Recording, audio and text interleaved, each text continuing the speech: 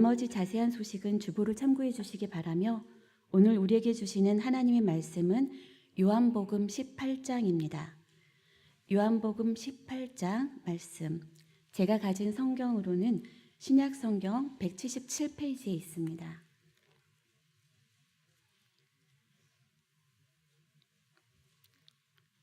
신약성경 177페이지에 있습니다. 우리 함께 드라마 바이블로 듣고 은혜 나누도록 하겠습니다. 제18장. 예수께서 이 말씀을 하시고 제자들과 함께 기드론 시내 건너편으로 나가시니 그곳에 동산이 있는데 제자들과 함께 들어가시니라. 그곳은 가끔 예수께서 제자들과 모이시는 곳이므로 예수를 파는 유다도 그곳을 알더라. 유다가 군대와 대제사장들과 바리새인들에게서 얻은 아랫사람들을 데리고 등과 횃불과 무기를 가지고 그리로 오는지라. 예수께서 그 당할 일을 다 아시고 나아가 이르시되, 너희가 누구를 찾느냐? 나사렛 예수라. 내가 그니라. 그를 파는 유다도 그들과 함께 섰더라. 예수께서 그들에게 내가 그니라 하실 때에 그들이 물러가서 땅에 엎드러지는지라. 이에 다시 누구를 찾느냐? 나사렛 예수라. 너희에게 내가 그니라 하였으니 나를 찾거든 이 사람들이 가는 것은 용납하라. 하시니 이는 아버지께서 내게 주신 자 중에서 하나도 잃지 아니하였사옵나이다. 하신 말씀을 응하게 하려 함이로라. 이에 시몬 베드로가 칼을 가졌는데 그것을 빼어 대제사장의 종을 쳐서 오른편 귀를 베어버리니 그 종의 이름은 말고라. 칼을 칼집에 꽂으라. 아버지께서 주신 잔을 내가 마시지 아니하겠느냐? 이에 군대와 천부장과 유대인의 아랫사람들이 예수를 잡아 결박하여 먼저 안나스에게로 끌고 가니 안나스는 그 해의 대제사장인 가야바의 장인이라. 가야바는 유대인들에게 한 사람이 백성을 위하여 죽는 것이 유익하다고 권고하던 자로라. 시몬 베드로와 또 다른 제자 한 사람이 예수를 따르니 이 제자는 대제사장과 아는 사람이라. 예수와 함께 대제사장의 집들에 들어가고 베드로는 문 밖에 서 있는지라. 대제사장을 아는 그 다른 제자가 나가서 문 지키는 여자에게 말하여 베드로를 데리고 들어오니 문 지키는 여종이 베드로에게, 너도 이 사람의 제자 중 하나가 아니냐? 나는 아니라. 그때가 추운 고로 종과 아랫사람들이 불을 피우고 서서 쬐니 베드로도 함께 서서 쬐더라. 대제사장이 예수에게 그의 제자들과 그의 교훈에 대하여 물으니 예수께서 대답하시되, 내가 드러내놓고 세상에 말하였노라. 모든 유대인들이 모이는 회당과 성전에서 항상 가르쳤고 은밀하게는 아무것도 말하지 아니하였거늘 어찌하여 내게 묻느냐? 내가 무슨 말을 하였는지 들은 자들에게 물어보라. 그들이 내가 하던 말을 아느니라. 이 말씀을 하심에 곁에 서던 아랫사람 하나가 손으로 예수를 쳐 이르되, 내가 대제사장에게 이같이 대답하느냐? 내가 말을 잘못하였으면 그 잘못한 것을 증언하라. 바른 말을 하였으면 내가 어찌하여 나를 치느냐? 안나스가 예수를 결박한 그대로 대제사장 가야바에게 보내니라. 시몬 베드로가 서서 불을 쬐더니 사람들이 못되 너도 그 제자 중 하나가 아니냐? 베드로가 부인하여 이르되, 나는 아니라. 대제사장의 종 하나는 베드로에게 귀를 잘린 사람의 친척이라. 이르되, 네가 그 사람과 함께 동산에 있는 것을 내가 보지 아니하였느냐? 이에 베드로가 또 부인하니 곧 갈기 울더라. 그들이 예수를 가야바에게서 관정으로 끌고 가니 새벽이라. 그들은 더럽힘을 받지 아니하고 유월절 잔치를 먹고자 하여 관정에 들어가지 아니하더라. 그러므로 빌라도가 밖으로 나가서 그들에게 말하되, 너희가 무슨 일로 이 사람을 고발하느냐? 이 사람이 행악자가 아니었더라면 우리가 당신에게 넘기지 아니하였겠나이다. 너희가 그를 데려다가 너희 법대로 재판하라. 유대인들이 이르되, 우리에게는 사람을 죽이는 권한이 없나이다. 이는 예수께서 자기가 어떠한 죽음으로 죽을 것을 가리켜 하신 말씀을 응하게 하려 함이로라. 이에 빌라도가 다시 관정에 들어가 예수를 불러 이르되, 내가 유대인의 왕이냐? 이는 네가 스스로 하는 말이냐? 다른 사람들이 나에 대하여 내게 한 말이냐? 빌라도가 대답하되, 내가 유대인이냐? 내 나라 사람과 대제사장들이 너를 내게 넘겼으니 내가 무엇을 하였느냐? 내 나라는 이 세상에 속한 것이 아니니라. 만일 내 나라가 이 세상에 속한 것이었더라면 내 종들이 싸워 나로 유대인들에게 넘겨지지 않게 하였으리라. 이제 내 나라는 여기에 속한 것이 아니니라. 그러면 내가 왕이 아니냐? 네 말과 같이 내가 왕이니라.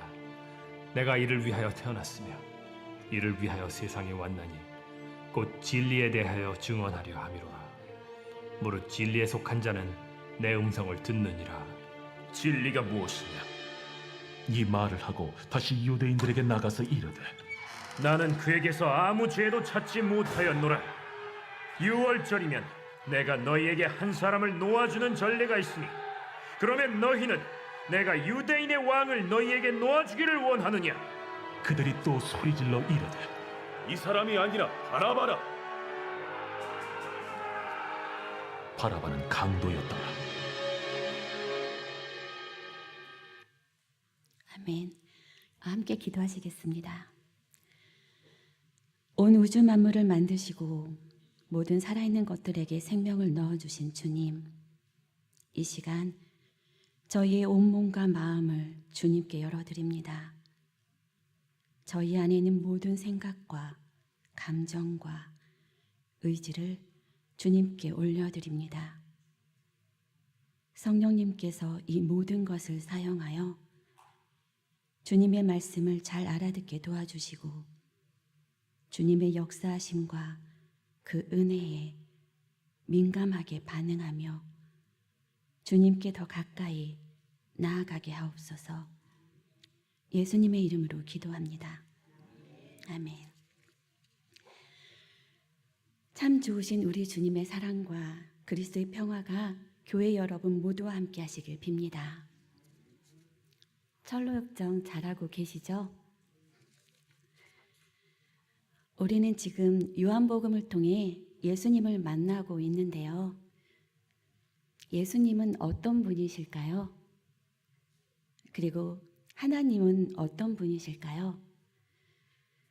우리 모두가 잘 알고 있는 것처럼 성경은 하나님에 대한 이야기를 하고 있죠. 그런데 이상합니다. 하나님의 말씀이 기록된 성경을 읽다 보면 가장 먼저 다가오는 건 죄가 가득한 사람들의 모습입니다. 그런데 성경을 반복해서 읽고 또 읽고 나면 그럼에도 불구하고 죄로 가득한 세상에서 살아가고 있는 사람들을 너무나도 끔찍하게도 사랑하시는 하나님의 사랑이 가득 담겨 있음을 발견하게 됩니다. 신약 성경에는 예수님에 대한 4개의 복음서가 있죠. 여러분이 잘 알고 있는 공간복음서가 있고 요한복음이 있습니다. 요한복음은 공간복음이라고 불리는 마태, 마가, 누가복음과는 여러 면에서 조금 다릅니다. 공간복음은 예수님을 묘사할 때 예수님이 메시아이심을 명확하게 표현하고 있지는 않습니다. 예수님의 신성에 대해서 표현하는 것을 조금 조심스러워합니다. 대신 인자라는 호칭을 주로 사용합니다. 반면 요한복음은 예수 그리스도의 신성에 대해 적극적으로 표현하고 있는데요. 예수님은 명백하게 하나님과 동일시 됩니다.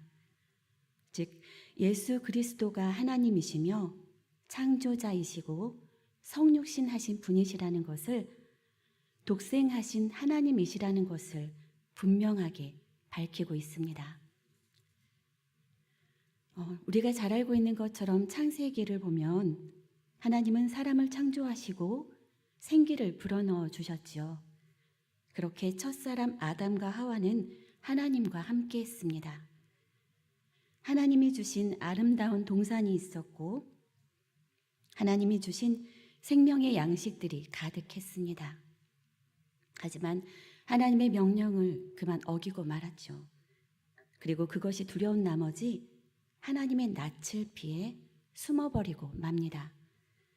그렇게 사람은 하나님과 멀어지게 됩니다.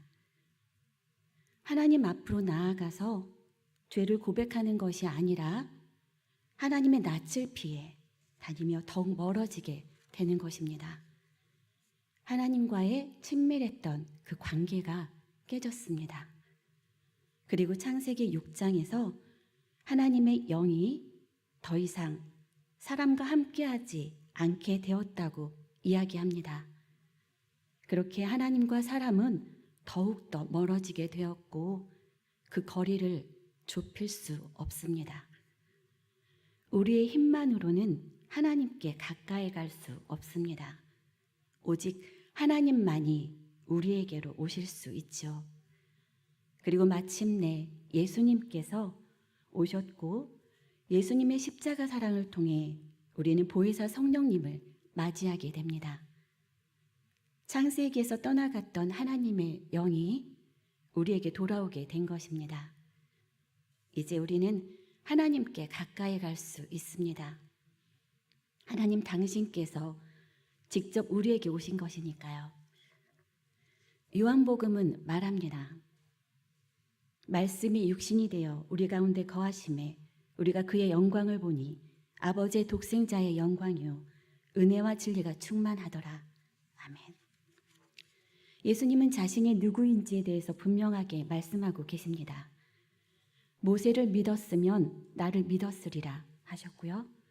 아브라함이 나기 전부터 내가 있었느니라 하셨습니다.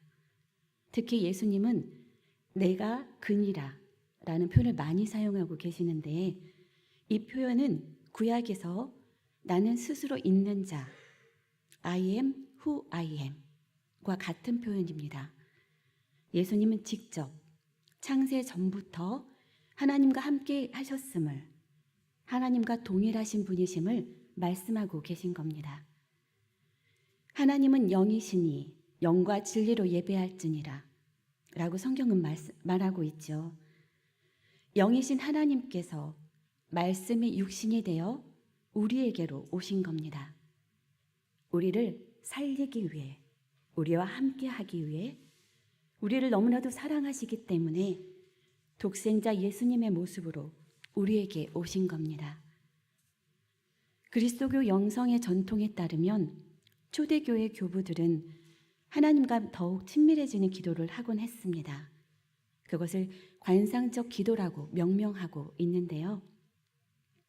이 관상적 기도에는 두 가지 패러다임이 존재합니다. 조금 어려운 용어일 수 있지만 긍정의 신학에서 비롯된 카타파틱 기도라는 것이 있고요. 부정의 신학에서 비롯된 아포파틱 기도가 있습니다. 삼위일체 하나님의 현현을 설명하려고 하는 것입니다. 이것을 조금 쉽게 설명을 하자면 긍정의 신학은 하나님의 속성이 하나님이 창조하신 세상 만물을 통해 드러난다고 전제합니다. 그래서 하나님은 이런 분이야 라고 정의할 수 있다고 말합니다. 반면 부정의 신학은 하나님은 인간의 본질을 초월한 깊은 흑암 속에 계시기 때문에 우리의 모든 지식을 부정해야 한다고 강조합니다. 인간의 그 어떤 말로도 하나님을 형언할 수 없기 때문입니다. 그래서 흑암 속에 숨어 계시는 하나님, 그리고 계시된 하나님, 그리고 그분들과 함께 창조 안에서 교통하고 계시는 성령님, 이렇게 삼위일체 하나님을 설명합니다. 그리고 계시된 하나님이 바로 예수님이시죠. 다시 요한복음으로 돌아와서 어제 본문 요한복음 17장, 예수님은 대제사장으로서 기도하셨습니다. 하나님으로부터 멀어진 인간을 다시 하나님께로 구속되어지기를 원하시는 기도였습니다. 구원받은 사람들이 하나님과의 깊은 교제를 나누고 하나님 안에서 하나가 되게 해달라고 하셨습니다. 이제 예수님이 하실 일은 때가 이르러 십자가를 지기 위해 나아가시는 일입니다. 오늘 본문 18장은 예수님의 체포 장면으로 시작하는데요. 이 장면에서 요한복음은 다른 복음서와 달리 예수님의 능동적이고 적극적인 체포를 강조합니다. 4절에 보면 그 당할 일을 다 아시고 라는 말씀이 있습니다. 요한은 예수님께서 그 모든 일을 아셨다라고 설명합니다. 우리는 무언가를 알았을 때 더 두려울 때가 있죠. 우리 안에는 두려움이 존재하고 있기 때문에 그것이 무엇인지를 알 때 오히려 더 두려울 때가 있습니다. 그런데 주님은 아버지께로 돌아가야 할 때를 아셨고 자신에게 일어날 운명을 온 몸과 온 마음으로 받아들이셨습니다. 예수님은 자신을 잡으러 온 그들에게 먼저 다가가 물으셨습니다. 너희가 누구를 찾느냐? 이것은 자신에게 다가오는 순환을 그저 수동적으로 당하는 것이 아니라 매우 능동적인 자세로 순환을 향해 나아가고 있다는 것을 잘 보여줍니다. 너희가 찾는 게 나지? 라는 이런 의미죠. 그들이 말합니다. 나사렛 예수라. 그리고 예수님이 뭐라고 말씀하셨지요? 내가 그니라. 이 말은 다른 말로 하면 바로 에고 에이미, 유명한 말이죠. 나는 뭐뭇이다. 이 말은 곧 하나님의 이름과 같습니다. 모세가 하나님께 이름을 물을 때 나는 스스로 있는 자라고 말씀하신 바로 그 말씀과 똑같은 말입니다. 예수님께서 직접 자신의 정체성을 드러내시기 위해 자주 사용한 표현입니다. 그리고 공간복음에서 이 장면은 유다가 입을 맞추는 것으로 묘사를 하고 있는데요. 요한복음은 예수님이 직접 내가 그 사람이야 라고 말해주는 것으로 설명하고 있습니다. 자발적으로 체포되고 능동적으로 순환을 향해 나아갑니다. 그리고 다른 사람들은 그냥 보내주라고 말씀하시죠. 나는 잡아가도 되는데 내 제자들만큼은 내버려둬 라고 명하십니다. 자신에게 순환이 시작되지만 끝까지 제자들을 보호하시며 끝까지 지켜주시는 모습이 묘사되고 있습니다.